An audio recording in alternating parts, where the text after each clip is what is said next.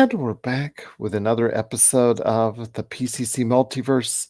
This is Gerald Glassford. Thanks so much again for joining us. Please support all the great shows and all the great things that we do out there, including, of course, Pop Culture Cosmos, Inside Sports Fantasy Football, the Lakers Fast Break, and of course, Vampires and Vitae. Please support all these great entities if you can by liking, sharing, and subscribing. And of course, that magical 5-star review wherever you get your podcasts. But it wouldn't be a PCC Multiverse without my good friend. Indeed, she is the mistress of macabre when it comes to everything that she's doing to haunt her husband's life. Yeah. Of course. Yeah.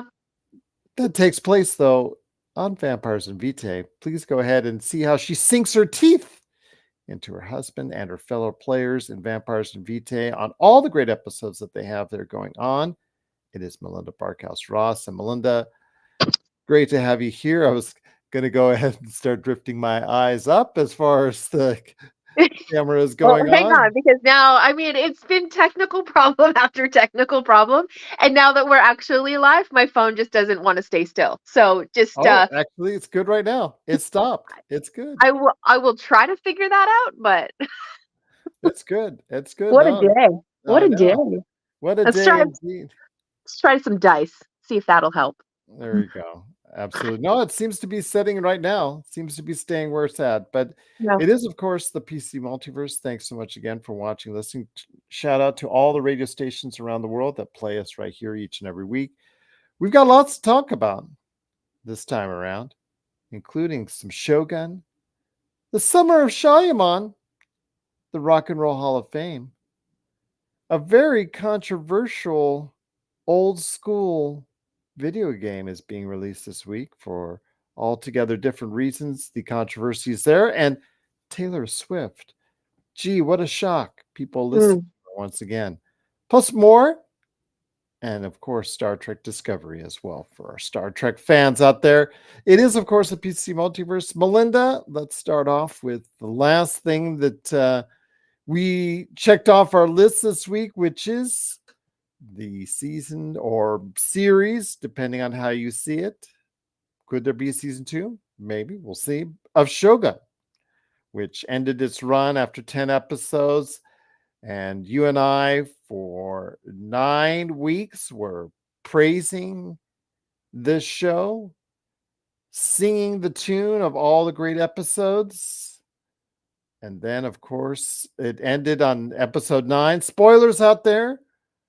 One of the main characters, probably the character carrying the entire series, passed away in episode 9, leaving you with a jumbled mess of an episode 10. Your thoughts on episode 10? It was just truly a spectacular ride, but it had a Game of Thrones style last episode ending.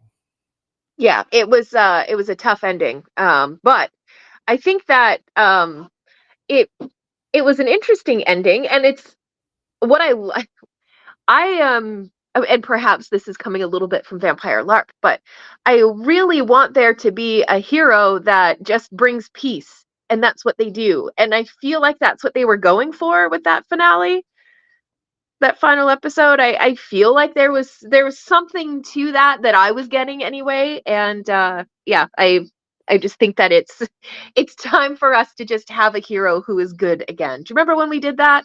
There wasn't like the anti-hero that sits on the throne. It was the genuinely good guy. Well, he's not exactly the good guy we thought he was. Well, I mean, He when does you're something. that good at manipulating politics and things like that, I don't think that you're necessarily all good. But I think that your actions when it comes to the greater whole is key there. And I think that he does have peace for Japan kind of front and center in his machinations. Yeah, but he also has a little bit of power that we hungered that we didn't know about it. The title of Shogun that, of Yeah. course, Toranaga said he didn't want at the beginning of the series. He actually craved all along and was willing to go ahead and send people to their deaths and kill and do things that we did not expect him to do so. But it's also the things that were put in the last episode, like a flash forward scene, a couple flash forward scenes of Blackthorn as an old man on his final days. I don't understand why that's there. It was really absolutely no need to have it there. It just absolutely was very ill-fitting. It's like got shoehorned in there. I Yeah, don't understand why that's there. He's also was as he cradled, because the episode itself starts off basically with the last moments of what happened in episode 9. And in right. episode 10, you see him cradling his love, Mariko, and obviously weeping for her, because of her death. Then all of a sudden, he's out in a coma for a couple weeks. They've already buried her. He missed that. I'm like thinking to myself, he seemed well enough when he was holding Mariko in his arms, then all of a sudden he's in a coma. It just the things, whatever storytelling elements that you did so well and so right for 9 episodes seemed to go off the rails in episode 10. And you talked about this. I talked about how it was television at its best for 9 episodes in 2024. Yeah, I can't say that right now for episode 10. Well, I mean, it could be a case of that finale needing a little bit of time for you to live with and maybe go back and rewatch it. Sometimes I find, because I feel like this needed a complicated ending because it was such a complicated story. Um, so it could be just having to go back and rewatch that finale or the last 3 episodes. Sometimes when you sit down and you watch them collectively all together back to back to back, you can pick up on things that you might not have that you might have missed, or that you may have really just frankly forgotten about between the breaks between the shows. So there could be something to that as well, because there have been finales that I have hated, that I've gone back and rewatched and been like, oh, okay, that did actually make a whole lot of sense. So I can't account for all of the jumping around and stuff like that they did do, but him ending up in a coma, there's tons of injuries that you can get that may lead to that kind of a reaction much after the fact, once the adrenaline has worn away. There's like, there's lots of reasons to have ended up there. So who knows? I'm sure there's some kind of very clever explanation for a lot of that. I hope you can find out what that is, because I certainly don't know what that is. I know I'd be speaking to Jeff Sloboda about it at some point in time in the near future, and also as well Don Fobbs, because it has been so much out in the forefront. It's gotten tremendous ratings on both Yeah. Hulu, FX, and Disney Plus. So again, I'm happy for the success. Can it lead to a season 2? I don't know how, when you killed off the best part of the series. I Right. don't know exactly where you would go from there. And in fact, I know it finishes off the book itself in the way episode 10 kind of goes through about its business. But yeah, very incomplete end to what was 9 episodes of absolute brilliance. And Yabushigwe, let's go ahead and one last thing on Yabushigwe, because he was there at the time when they were trying to escape the castle in episode 9, and he was helping undermine in his usual, oh, I'm working for both sides type deal Yeah. throughout the entire series. But he somehow has PTSD and goes crazy for the first 15 to 20 minutes of the episode, then somehow is very lucid and fine when it comes to where he gets back to meet with Toranaga, and it's just fine with his conversations Well, before you. It just you know, sometimes you just need to have that little break before you can put yourself back together and continue on with your day. it just That's never happened for you, Gerald? well, okay. You could see he was trying to go off the deep end earlier in the episode, yet he's just fine, just in a matter of moments if you watch the episode. So I don't know. It just was he trying to fool individuals all along? Once again, Possibly. Yeah, probably, but probably. it wasn't very good either. It didn't fit. And that's the thing about episode 10. The thing that I'm going to say the most is that it didn't fit with the rest of the actual series, and it was a shame how it ended up. It just, again, just very Game of Thrones-ish, and I say that not in a good way as far as the way they ended up the series, if it is over indeed. So I don't know. We'll go ahead and keep you reported and keep your breast if Shogun does get revived somehow for a season 2. I I hope don't. it does. It was so good. Where would you go? Hard to say. I mean, the easy answer is we go to England, but then you're just following Blue-Eyed Samurai. And maybe I'm just maybe I just want Blue-Eyed Samurai back so badly that I'm trying to force Shogun to go in that direction. That was Incredibly different stories, but that was better, and even though I did talk about the open ending that didn't close enough, tie enough knots on that show, but it yeah. was better than what we saw out of what the ending was for Shogun. But we'll wait and see. But it is, of course, Shogun, the series. If you have thoughts on it, we'd love to hear them, because it was, for 9 episodes, some of the best television this year. Mhm. Please go ahead and let us know your thoughts, popculturecosmos@yahoo.com. But there's still so much more to talk about on today's program.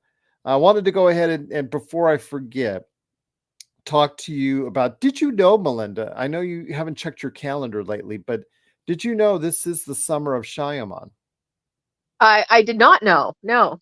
Yes. So a reason why I say that is M. Night Shyamalan, the great director who's directed many movies, although he hasn't quite found the success of the early 2000s that he once did. And even in the 2010s, as Oh, your phone slides up again, uh, sorry. but when he was doing the Glass and Invincible series, movies, when he was finishing that trilogy off, he hasn't found the success really since then. But he does have a busy summer plan, because first up, his daughter in a movie he produced called The Watchers is coming out.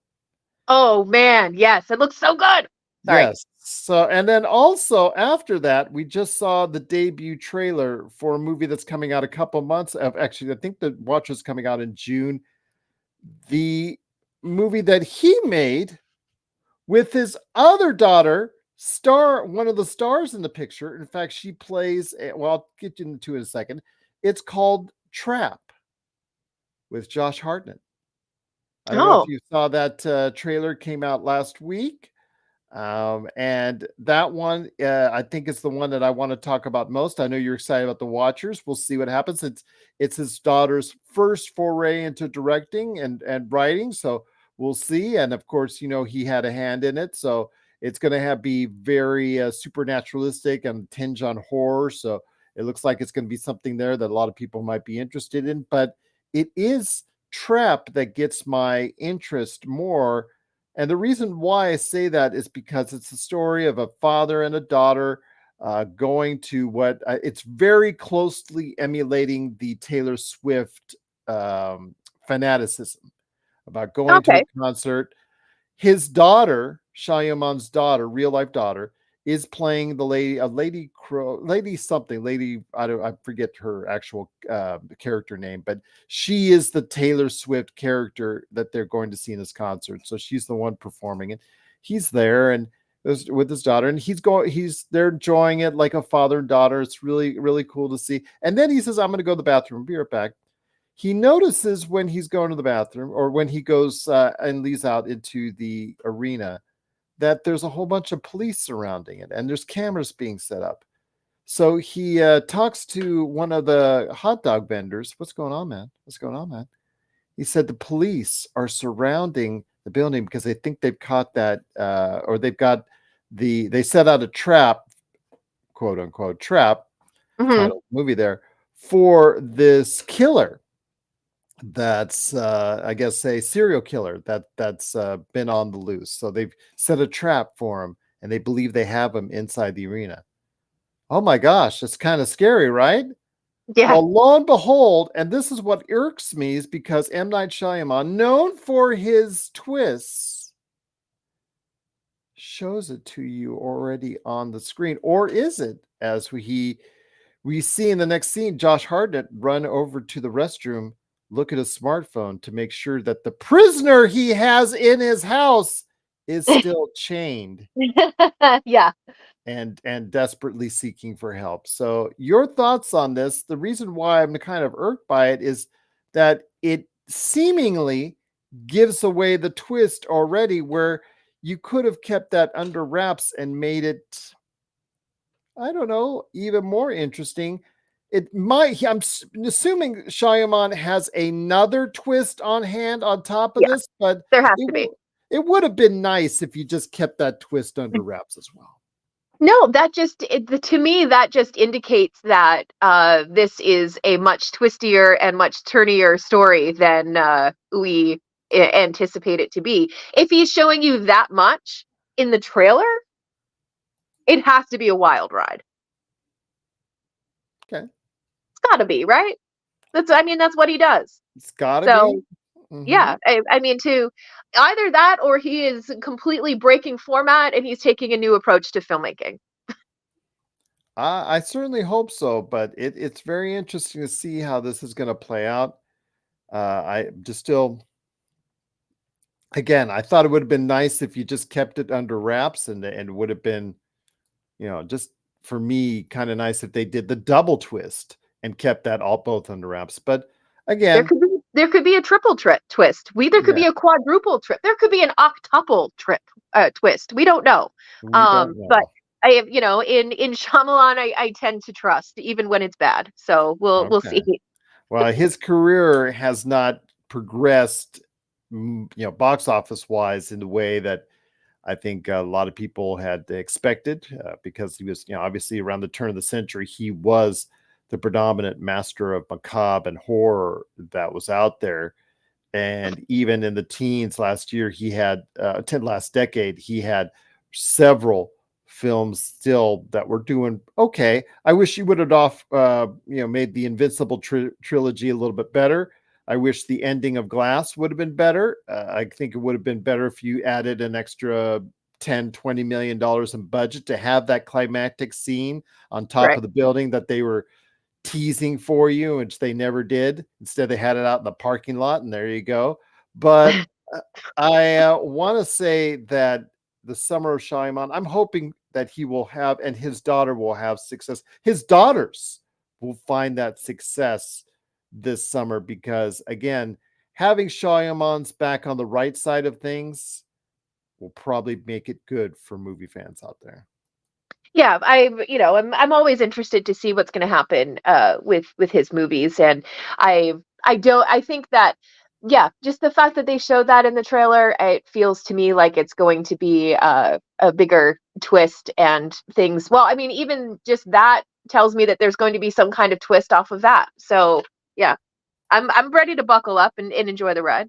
Okay, absolutely. So, what does everyone out there think of what's going on with, of course, what we've seen with the Summer of Shyamalan, with The Watchers coming up in June, and then what's coming up in August with Trap with Josh Hartnett?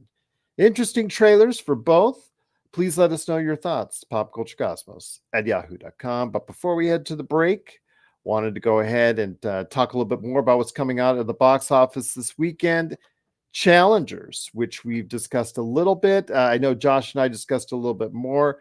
That's coming out this weekend. That should top the box office. I think it's going to do more than what the $15 million domestically is projected to do. I think it would be more. And the reason why I say that is because I think this is very much a younger generation's movie, and I think they will come out to support it. Zendaya in this, normally, I guess what this type of genre, the tennis movie, is usually not going to compel people to go ahead and see, but the love triangle, the three-way love triangle, as it were, is garnering very, very strong reviews. It is one of the best reviewed movies of this year, and a lot of it is due to the power of Zendaya. And Zendaya has done what many people are talking about, a really good job in this film after doing a really good job in Dune Part 2. So your thoughts on this,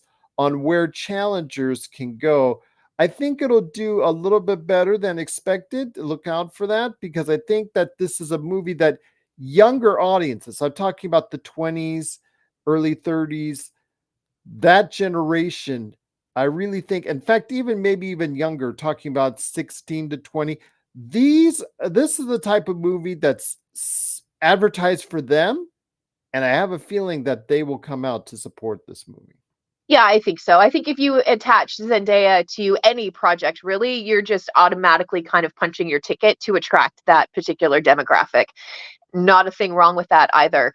Sometimes I know we talk a lot about sometimes how the older demographics kind of, no real movies come out specifically targeted towards them and things like that. And sometimes there's an agreement there, and maybe the movies are a little less exciting than what the Zendaya and her generation of actors have been putting out. But I think that once you start to, focus in on that particular demographic, and you give them something besides like another typical teen movie, or another animated movie that's a kid's movie dressed up as an adult's movie, if you start to give them a little bit more selection, I think that you're going to be pretty surprised at how savvy that demographic actually is when it comes to the things that they choose to support.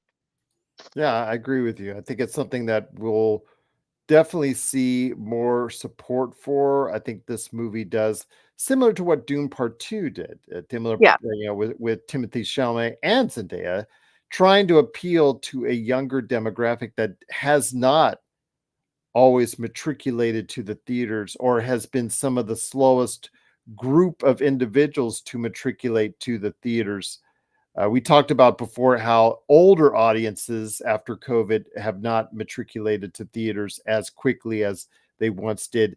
We see the same thing with the younger audiences as well. And I'm not talking about the youngest audiences, but I'm talking about the teenagers, right? In 15 to 30 have not matriculated to the theaters Yeah. as quickly as they hoped. And in a year where it's not have been as strong as even 2023 is concerned, the box office could use all the help it can get.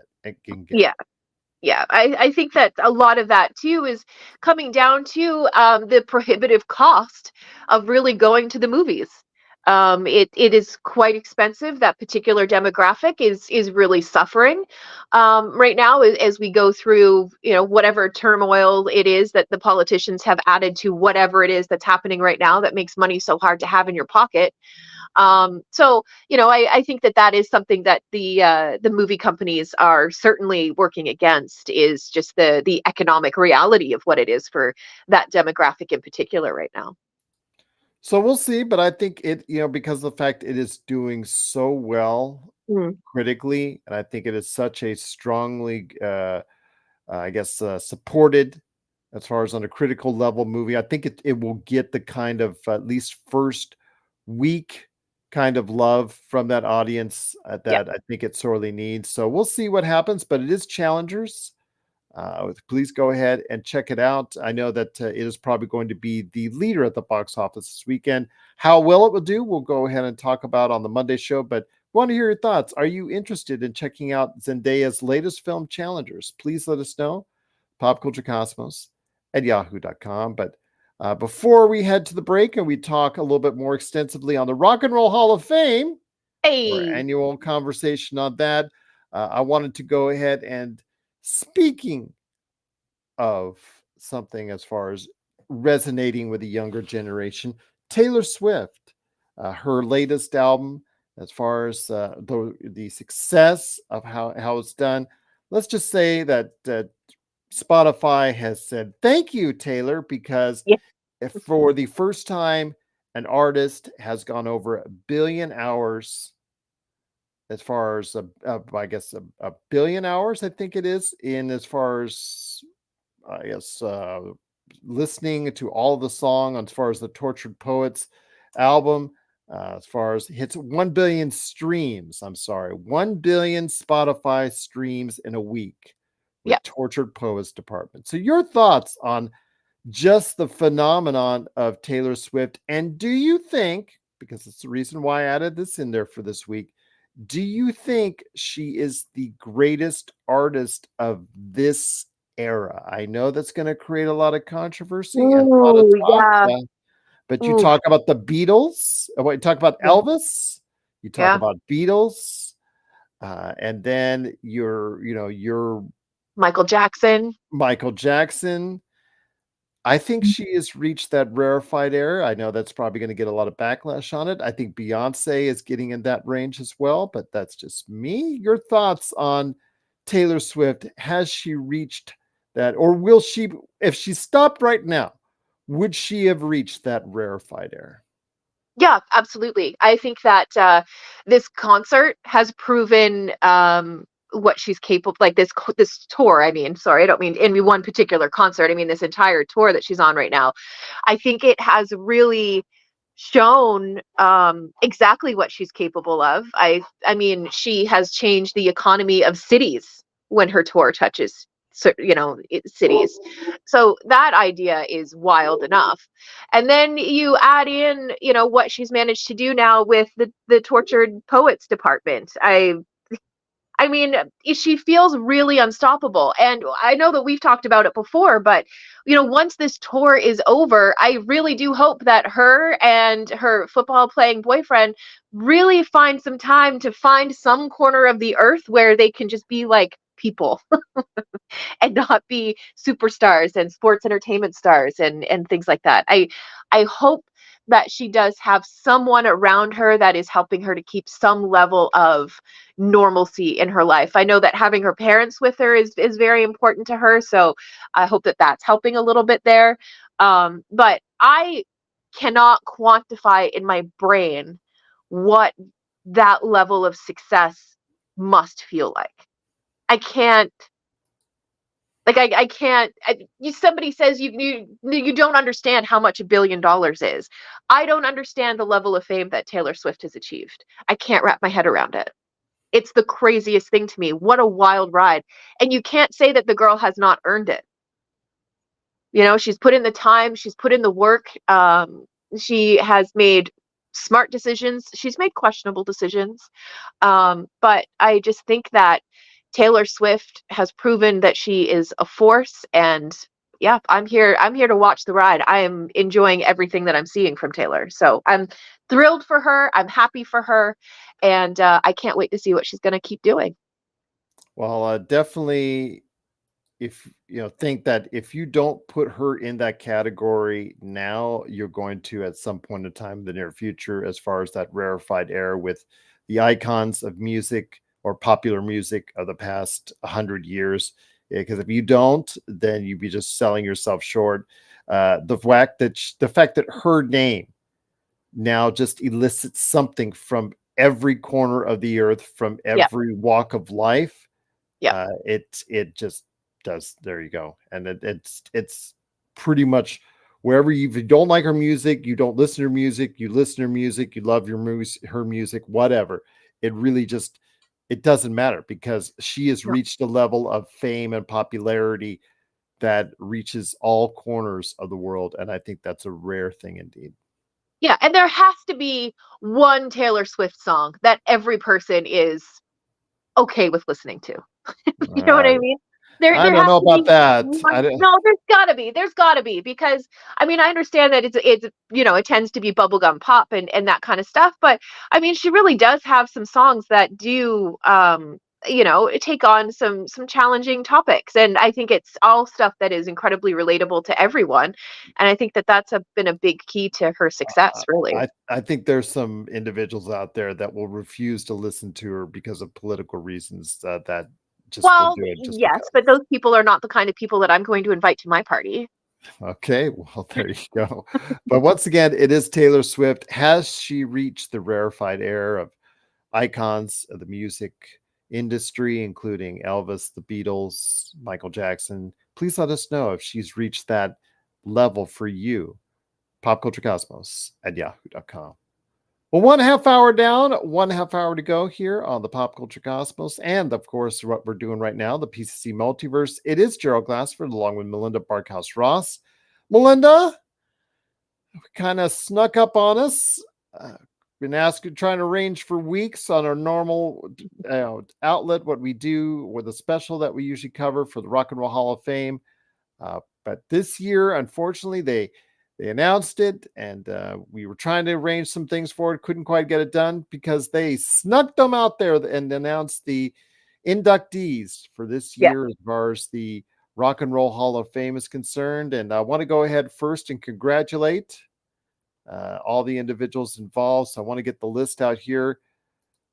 Is Mary J. Blige, Cher, Dave Matthews Band, Foreigner, Peter Frampton, Yes. Kool and the Gang, Yeah. Ozzy Osbourne, and A Tribe Called Quest. Yeah. I That's do a great know. class this year. Yes. The Musical Influence Awards winners are Alexis Corner, John Mayall, and Big Mama Thornton. And the Music Excellence Award winners are the late Jimmy Buffett, MC5, Dionne Warwick, Norman Whitfield, and the Ahmet Erdogan Award is to Suzanne de Pass. But again, there were quite a few individuals as far as the nominees is concerned that didn't get in, like Mariah Carey. That was a surprise to me. Jane's Addiction, Sade, Sinead O'Connor, Oasis, Lenny Kravitz, and Eric B. and Rakim. So, well, Lenny Kravitz is going to end up in the Rock and Roll Hall of Fame. He is going to, just not this year. Well, with that said, let me hear your thoughts on the actual inductees, the main inductees: Mary J. Blige, Cher, Dave Matthews Band, Foreigner, Peter Frampton, Kool and the Gang, Ozzy Osbourne, and A Tribe Called Quest. Your thoughts on this group of inductees to the Rock and Roll Hall of Fame? The only one that I'm a little bit surprised about, and it's just because I hadn't, I haven't listened to any of their music in decades at this point. Yeah, decades. Gross. Is the Dave Matthews Band. That's a little bit surprising to me. But then you go back and you think about, the moment in time where the Dave Matthews Band was kind of the band, and you're like, oh yeah, right. I mean, I get it. I can see it. It makes sense, I suppose. But I don't think that they've gotten anything wrong this year. I think that this is a solid class. I think that everybody in it makes sense for them to be inducted. And yeah, I'm thrilled for Cher. Yeah, I think that Cher was, to me, an automatic. I don't think you could discount anything that she's done beforehand with Sonny and Cher. Yeah. And now, obviously, with her, how she branched out into her own decades full of great music. And then, of course, I think with Dave Matthews Band, I think their success in the 80s and 90s and early 2000s, I think solidified them. Plus, they don't have that those marquee songs that have like topped the charts continuously. They just have that following. They remind me of like the Grateful Dead. They just have that following of hundreds of thousands of people that are willing to go ahead and support them in any arena across this country or around the world. And they have some great movies. I like Gray Street, though. Gray Street is one of my favorite songs from them. I do want to give that a shout out. But again, I think all the inductees are worth it. Peter Frampton, you can say what you want. He was an icon of the 70s. Mm-hmm. So I think that's just saluting his greatness then. But I really think Mariah Carey off this list. If there's any of the list of the inductees or nominees that you think got, I don't want to say jobbed is a bad word for it, but just not given the chance to go ahead and Oasis, I get. Oasis, as far as not including them, I get, because the fact that their run was short. So I understand that they were a late 90s band, and I really don't think that they had the length of time that as a great band at that level maybe to sustain itself. Sinead O'Connor, beautiful voice, one of the most beautiful voices ever. But how many songs outside of one did she really score and resonate Right. with for a long time? Excuse me. Yeah. So I'm afraid when Rock and Roll Hall of Fame gives inductees to individuals or inducts individuals for a short window as opposed to a longer sustainable career. Mariah Carey is the one I can't figure out. I really can't figure out how you go ahead and bypass her, because we talked about just now before the break, we talked about the level of success Taylor Swift and Beyonce have reached. Mariah Carey didn't get to quite that level, but she was one of the major stars of the 90s and 2000s. Those 2 decades there, and how you oversight her and how you overlook her. I'm not a fan of her music per se, but just the fact alone, if you want to go based off of one song, I mean, All I Want for Christmas Is You is the best-selling Christmas song of all time. But, her number of songs and albums that have reached the top of the charts in the 90s and 2000s, and starting in the late 80s, you could go back to. I just don't think you could deny that. I'm really just scratching my head why you didn't induct her into the Hall of Fame. Well, and it's not to say that she's not going to be inducted next year or the year after. I Oh, no, mean, for I Cher, it took decades, right? yeah, Um, she's even said plenty about not going to the Hall of Fame, or what the Hall of Fame can do yeah, to herself for when she got denied before. I get that. I understand that. yeah. But no, I do think that I think Mariah Carey is a natural fit. I think she's going to end up in there eventually. It's just not this year. That's all. It's Okay. same, then the same to me. Mariah Carey, Lenny Kravitz, they're missing, but I see them both ending up in eventually. Give them a couple more years, maybe a couple more decades. The way that the Rock and Roll Hall of Fame seems to do things sometimes, but they're going to end up in there. There's no question. Okay. Well, let's hope they don't have the same lack of love from the committee that the Monkees have continually gotten. That's a sore spot. I know that that's actually something we've discussed on this show Yeah. before, as far as the Monkees, because the fact it is something that's behind the scenes. There is some true hatred at the top levels of the Rock and Roll Hall of Fame for them. So, despite their success and rebirth that they were able to achieve before, most of the individuals passed away in the group, that they will never achieve that status, and that's a shame, because again, there's some political things going on behind the scenes with that. But again, Mariah Carey, I just don't think you can deny she's achieved a level of success as the number one artist in the world for quite a few years in the 90s, and I just think you just cannot deny that at some point. Yeah, no, and I don't think that anybody is denying it. I think it's just, Well, right this now they're year. denying it. Well, this year is just not her year. I mean, at least she's in the conversation. Yeah, that's a good point. But Yeah. again, we'll see what happens. But it is, of course, the Rock and Roll Hall of Fame. Are you satisfied with the individuals that were inducted into the Hall of Fame? Once again, the main performers category is Mary J. Blige, Cher, Dave Matthews Band, Foreigner, Peter Frampton, Kool and the Gang, Ozzy Osbourne, and a Tribe Called Quest. I think this is a solid group, a very solid group of individuals. I don't think any one of them you could complain or kind of scratch your head on. I think all of them are very just deserved. Yeah, I agree with you. I don't have any problems with anyone in the induction class this week. Inductee class.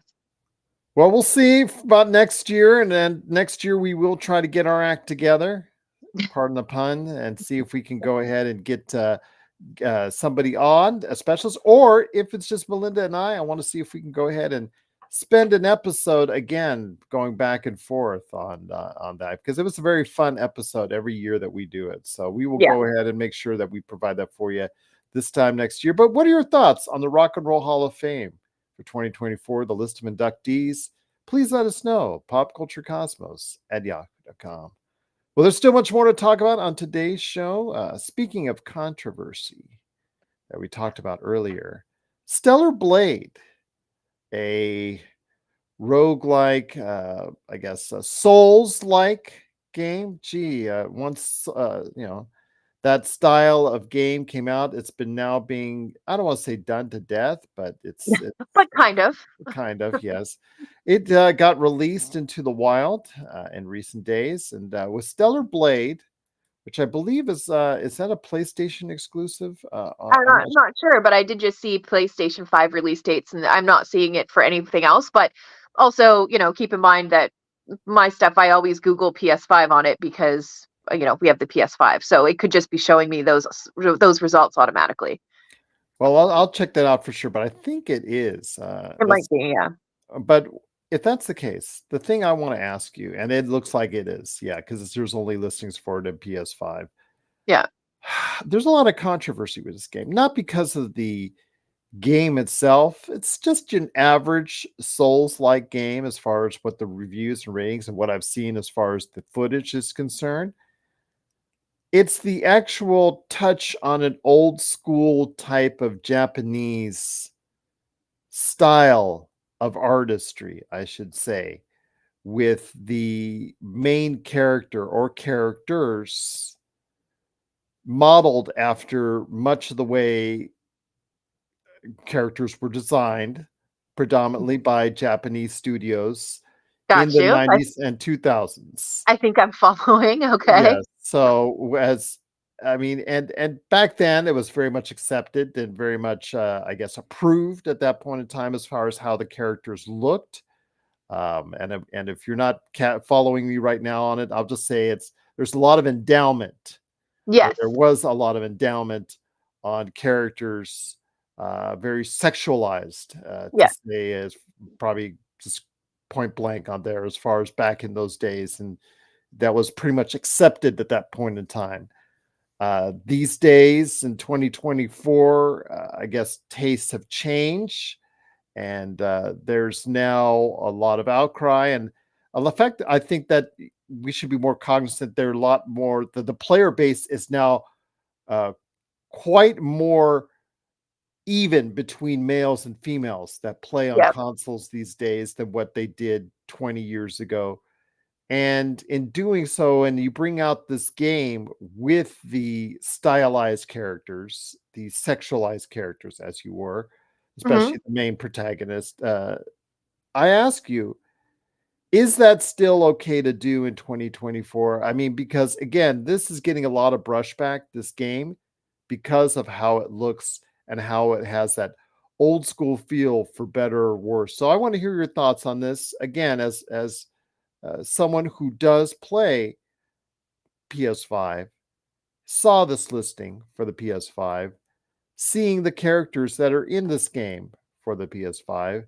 Is this something, as far as Stellar Blade, that still should exist in 2024, or is it something that makes you want to say, you know what, I think I'm going to move on to something else?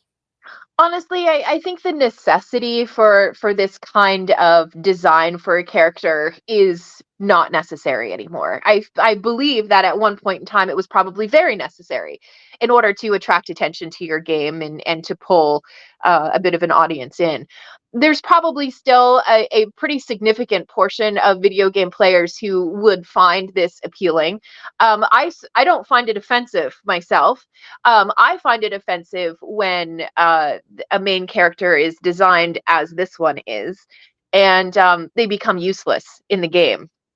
That's to me is where it becomes offensive, Mhm. and it doesn't look like that's the case with this one. Just from some of the, and again, this is Kershaw, the first time really kind of scrolling deeper into some of the imagery and stuff from the game, and it looks like she stays pretty fearsome, and it looks like she can fight her way through just about all of it. So, as long as you balance that stuff with actual game mechanics and making that main character a force to be reckoned with, I have much less of a problem with it. I love seeing attractive women, be dominant and go ahead and, be able to handle the fight and carry the fight. It's when you over sexualize them and then you shrink them down their role in the game that it begins to feel offensive to me. That's that's just, kind of where I'm at with it. It really doesn't. I wouldn't look at it and immediately go, no, that's not a game for me. I would look at it and go, well, let's just have a look at what is actually happening in the game and with the character. And if that is the case, and she does stay very powerful, and she does stay front and center, and she is able to handle everything that comes at her, I'm perfectly fine with her design. Whatever, who cares? I just never, even back in the day, well, again, when that became a thing as far Yeah, as hypersexualizing characters, yeah, I was already in my 20s and getting into my 30s. So it really didn't interest me at all. I just wanted to play the game. Is yeah, it a good game? It doesn't have substance. Is it more right, than just a sexualized or titillating character, to right. say the least? So, and that's something to me that, I never really put much stock in. But again, I could see the fact that there were a lot of teenage boys that were playing those games upon that time that have fond memories of it, and recalling that period of time in their lives. I can understand why they would be drawn to this game, but I can understand the fervor that, can we just move on in our character development? And I think that that's part of the reason why that there's such an issue over this game, is where a section of this audience that is talking about this game is talking about the way it looks, and then there's a section of the audience that wants to move on from it and talk about, is this game really worth your time because of how it plays? Sure, but I mean, if you're going to have that kind of examination for the female characters, you need to give that kind of examination to male characters who show up in Oh games as yeah, well. agreed, Like, agreed. you have the Witcher, and you have, I mean, you can look at any game, right? And the guys don't have six packs, they have 12 packs, and they have all of the obliques, and they They're all have jacked up, yes. yeah, you know what I mean? That's also impossible for men to live up to. So I think if we're going to have the conversation, we need to have the conversation on both sides of it.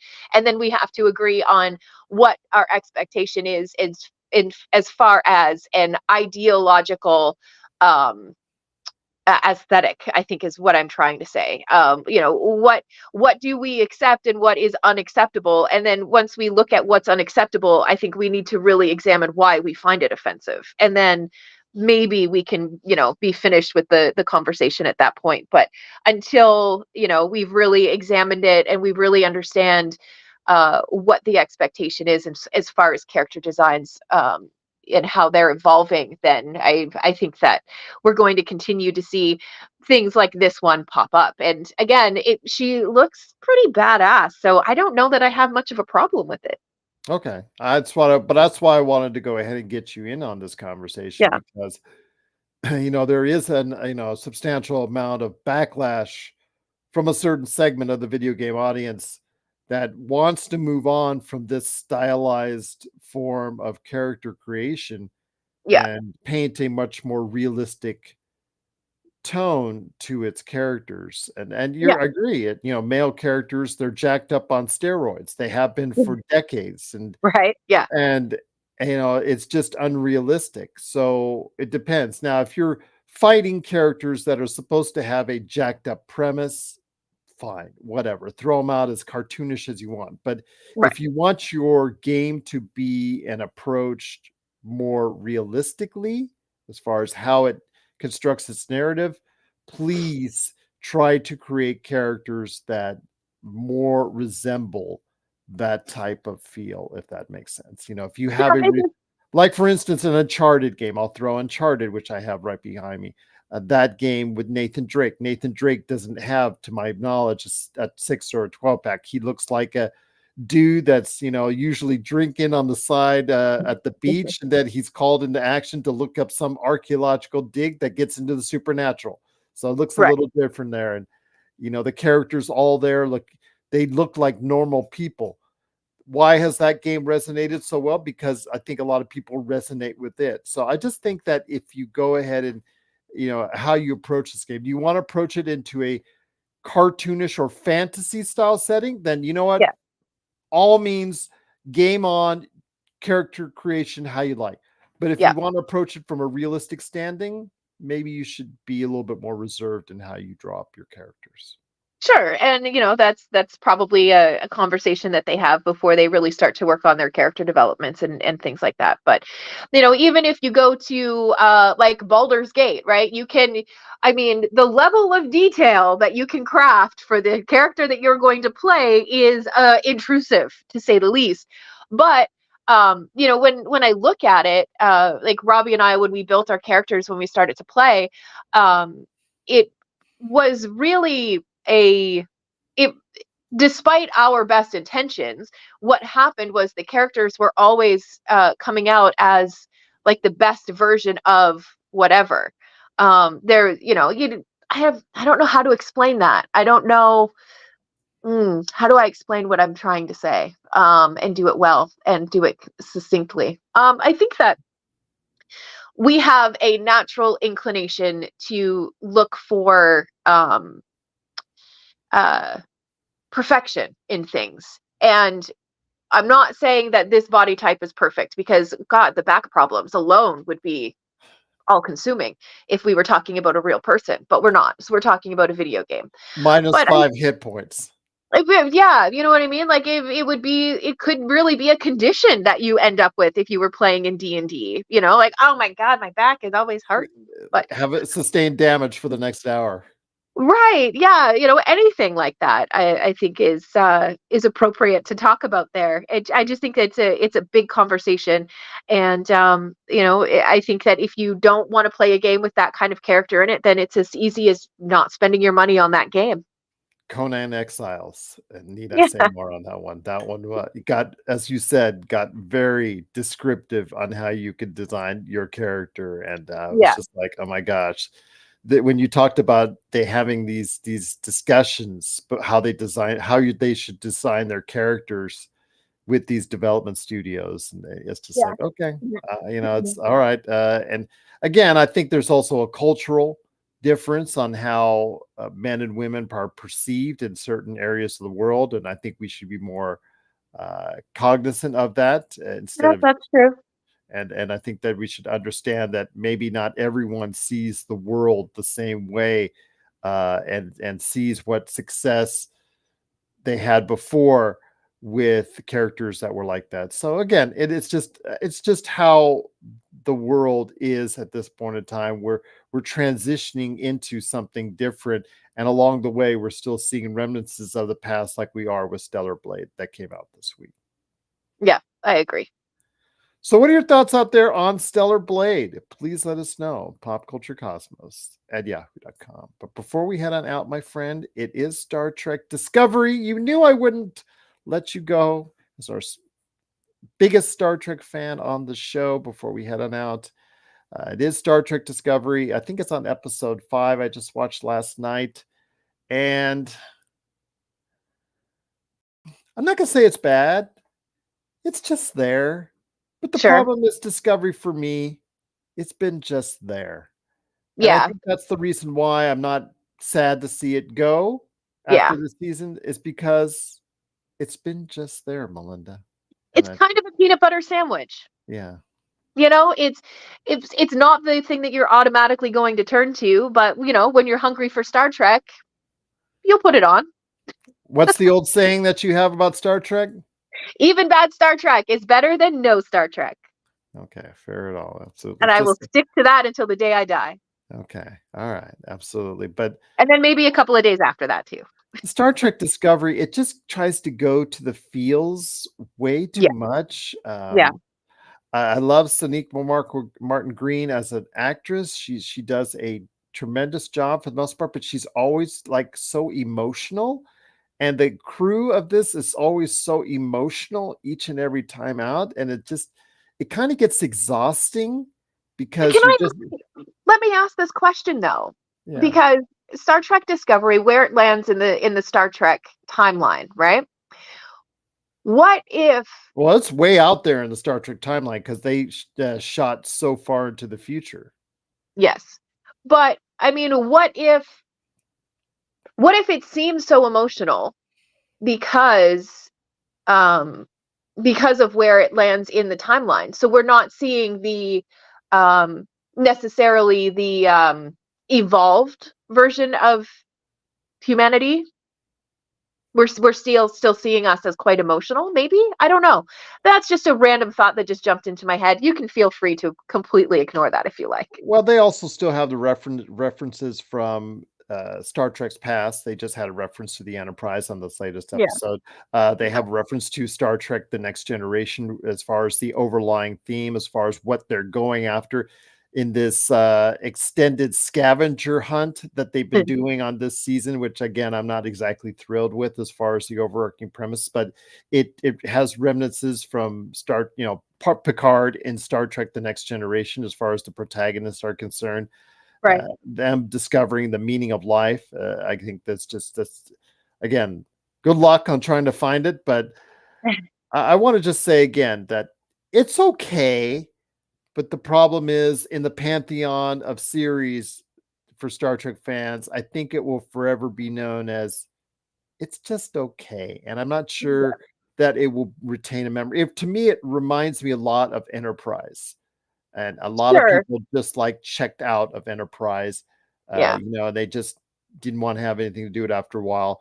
It wasn't necessarily bad, it just was there. And the problem is when Star Trek is just there, it doesn't help Star Trek achieve a new level of success. And I'm thankful in a way that Star Trek is ending because I'm also Discovery is ending.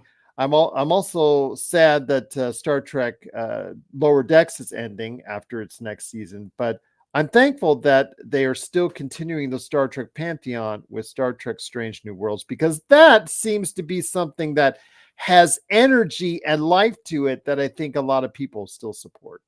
Yeah, and I think that really does come down to the cast for that show. I just think it's an outstanding cast. I think that it feels like a Star Trek cast. I don't really know how to explain that. But it feels like a group of people who have gotten together and said, "All right, guys, it's time to be hype. We're about to do Star Trek." Like it just feels like that. With the biggest thing that hurt Discovery was that Strange New Worlds was so good. You know, And that where did they get their start? From Star Trek Discovery. yeah. So that's a big problem. You really when you Yeah, the three main characters come on that show. yeah They scene steal every episode that they're in.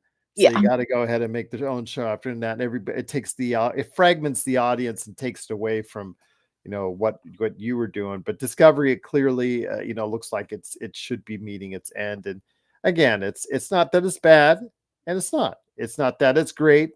It's not. It's there, and it's Star Trek. And like you said, this Star Trek, bad Star Trek, any Star Trek is better than no Star Trek at all. absolutely.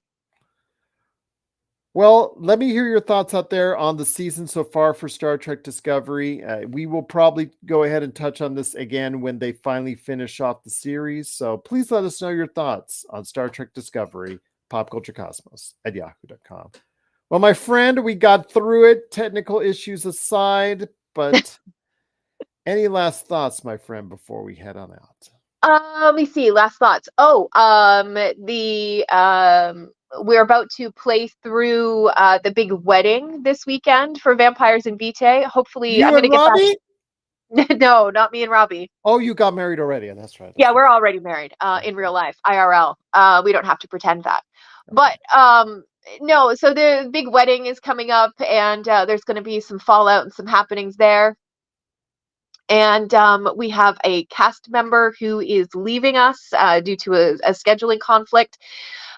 So there may be some stuff coming up in the next little while where we have guest players come and join us at the table, and we'll have them bring a character.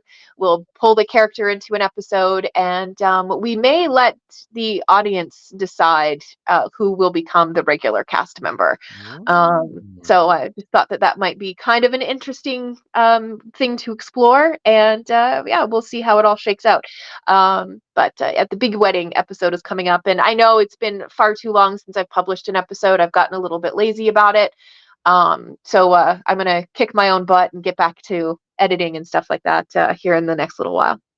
Please go ahead and check out Vampires and Vitae today, wherever you get your podcasts. So for Melinda Barkhouse Ross, This is Gerald Glassford. It's another beautiful day in paradise right here in the PCC Multiverse. We thank you for listening. And here's hoping you have yourself a great